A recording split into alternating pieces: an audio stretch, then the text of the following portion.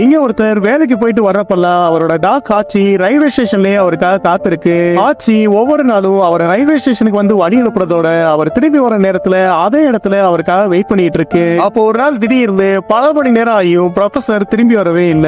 அன்பார்ச்சுனேட்டா professor இறந்து போயிடுறாரு. இருந்தாலும் ஆச்சியோட லாயல்டி மாறவே இல்ல. அது ஒவ்வொரு நாளும் ரயில்வே ஸ்டேஷனுக்கு போய் ப்ரொஃபசருக்காக அதே இடத்துல வெயிட் பண்ண ஆரம்பிக்குது. சீக்கிரமாவே ப்ரொஃபசரோட ஃபேமிலி அந்த ஊரை விட்டு மூவ் ஆயிடுறாங்க. போறப்ப ஆச்சியையும் கொண்டு போயிடுறாங்க. அப்போ ஒரு நாள் அங்க இருந்து தப்பிச்ச ஆச்சி ரயில்வே ட்ராக் வழியாவே மறுபடியும் அவங்க ஊருக்கே வந்துருது. அதே நேரத்துல அவங்க வீட்டுல இன்னொரு ஃபேமிலி இருக்க பார்த்து மனசுறது போன ஆச்சி நேரா ரயில்வே ஸ்டேஷனுக்கு போயிருது. அப்பதுல இருந்து அது ஒவ்வொரு நாளும் ரயில்வே ஸ்டேஷனுக்கு வந்து ப்ரொஃபசருக்காக காத்திருக்க ஆரம்பிக்குது. கிட்டத்தட்ட 9 வருஷம் கழிச்சு அவரோட இருந்த நினைவுகளை ரீகால் பண்ணிக்கிட்டு ஆச்சி அதே இடத்துல உயிரை விட்டுருது. ஆக்சுவலி இந்த படம் உண்மை சம்பவங்களை தழுவி எடுக்கப்பட்டது. ஆச்சி செத்ததுக்கு அப்புறம் அதோட லாயல்ட்டிக்காக அதே இடத்துல அதுக்கு ஒரு சிலையே வச்சிடறாங்க.